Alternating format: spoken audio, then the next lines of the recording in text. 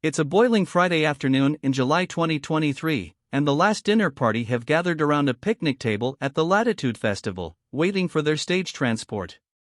You have to get on a boat, says singer Abigail Morris. So whimsical, isn't it? The journey is necessary because the band have been booked to play the tiny Sunrise Arena, which sits on the opposite side of a man-made lake from the festival's dressing rooms. But the five-piece draws such a big crowd that it spills out of the tent and into the surrounding forest as fans clamor to hear their bombastic art rock anthems. "Christ, there are a lot of you," gasps Abigail as she takes to the stage. For the next 30 minutes, the band are on fire, playing with purpose and swagger while Abigail pirouettes around the stage, dressed like Wednesday Addams playing a character from Bridgerton. During the darkly dramatic mirror, she jumps into the audience, before realizing there's no way back to her bandmates. Misjudged the height of the stage, she deadpants, after running around the back of the tent to reclaim her place. The reception is immense, especially for a band who only released their first single in April. People know all the words, even to unreleased songs. Some have come dressed in the floral crowns and billowing white tops the band wear in their videos. So how did they get here? Their origin story isn't particularly notable. The five-piece met as students on the hunt for cheap beer and live music. Morris was at King's College with Georgia Davies, bass, and Lizzie Mayland, guitar, while Aurora Nishevsky, keyboards, and Emily Roberts, guitar, were studying real music at the Guildhall School of Music and Drama. "Our friendship was built on going to gigs and wanting to be a part of that scene," says Abigail, recalling formative nights watching Black Midi, HMLTD and Goat Girl around London's club circuit.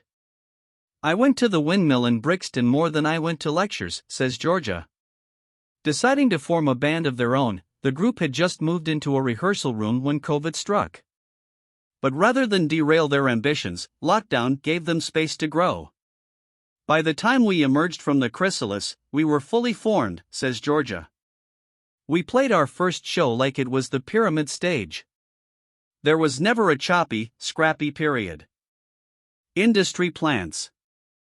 They spent more than a year slogging it out on the live circuit before committing any music to tape, recognizing that organic growth was preferable to flash-in-the-pan viral success. But when their first single finally arrived, the deluge of approving reviews was treated with suspicion. Suddenly, the band were accused of being industry plants and Nepo babies by people who, deliberately, you suspect, overlooked the hours they'd put in. The evidence, people said, was clear-cut. The band were signed to Island Records and managed by Q Prime, who also look after Metallica and Muse. How else could an unknown quintet have generated such a buzz?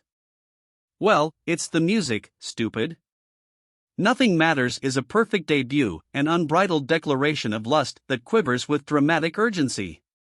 "If this is what it means to be an industry plant, I think the industry should keep on planting stuff," observed The Darkness's Justin Hawkins as he reviewed the song. Rather than let the criticism stick, Georgia fought back on social media, calling the accusations a nasty lie and insisting the last dinner party weren't put together like some K-pop girl band. "It's not about the music," she tells the BBC.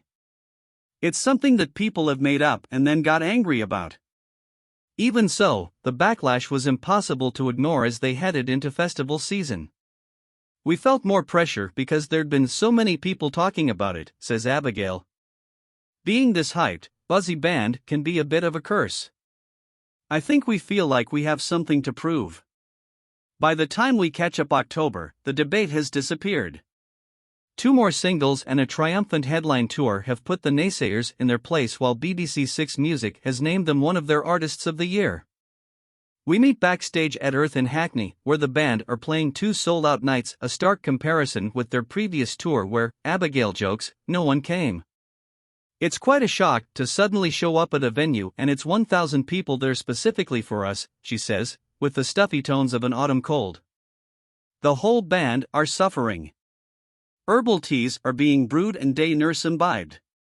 But on stage, there's no sign of slowdown. "This next one is about feminine rage," declares Abigail, cueing up the devilish feminine urge, in which she spits, "Do you feel like a man when I can't talk back?" Aurora steps up to perform the Albanian language song Jua, which, she says, is about me feeling shame about not knowing my mother tongue very well.